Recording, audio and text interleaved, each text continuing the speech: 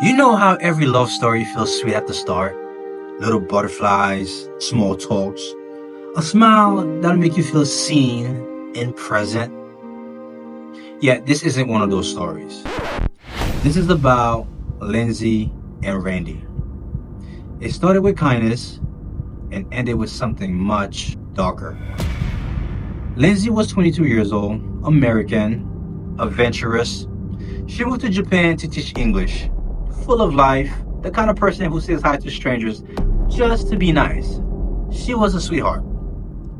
Randy, on the other hand, whose real name was Tatsuya, he was quiet, a little awkward, kind of artsy, a little bit off.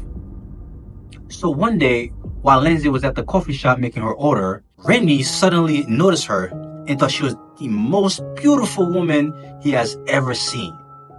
And so he found the courage and walked up to her at the coffee shop and said he liked her accent and asked if she could help him with English. So he handed her a napkin with a drawing of her face and his number. And so Lindsay smiled, not because she was into him, but because she didn't want to be rude. You know how it is. Sometimes it's just easier to smile and keep it moving. And that's exactly what she did. So Randy kept the conversation going, and she finally agreed to one meetup. Just one lesson, in public, casual, seems harmless, right? Oh no, not for Randy. For Randy, that one meeting meant something different. It meant everything. He convinced himself they had a connection, something real, something serious. So the next day, he waited outside her job, messaged her constantly, watched her apartment from the street. And Lindsay, she was uncomfortable, but she kept brushing it off. She said things like, he's probably just lonely. He doesn't mean no harm. But he didn't back off. A couple days passes and Randy doubled down. So eventually she decided to meet up again. Not because she wanted to, but because she wanted to make things clear with him. To tell Randy to stop harassing her. She told her roommate, I'm going to talk to him, let him know I'm not interested. She gave her friend the address, said she'd be back within the hour. Hour passed, and unfortunately, she never came back. He ended up unaliving her in that apartment, choked her, and hid her body. Turns out, he had already digging her grave in his bathtub, way before she even got there. So it wasn't sudden, but it was kind of planned.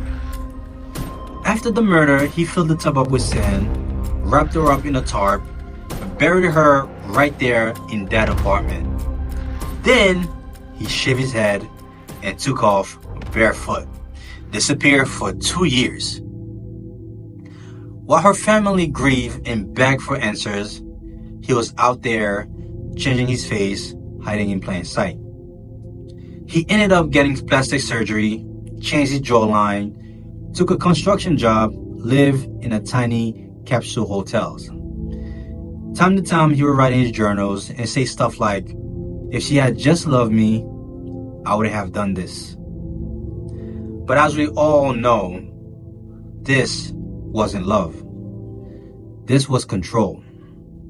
And when she didn't give it to him, he decided to take everything. So eventually someone recognized him at a gym from a wanted poster, the scar on his arm, the way he avoided eye contact, it all clicked. Cops arrested him in 2009. He cried in court, but not for Lindsay. He cried for himself. He got life in prison. And Lindsay's family, they got a funeral in a bathtub full of sand. So what's the lesson here? How do we break this down? The way I see it is, sometimes evil doesn't look like a monster. Sometimes it looks like a quiet guy with a sketch pad and a smile. It starts with a compliment, a little attention, a napkin with your face on it, and eventually it turns into obsession, into if I can't have you, then no one can.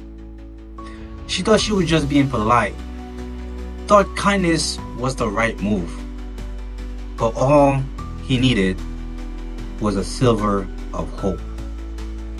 So you tell me, was it love, or was it just ego pretending to care?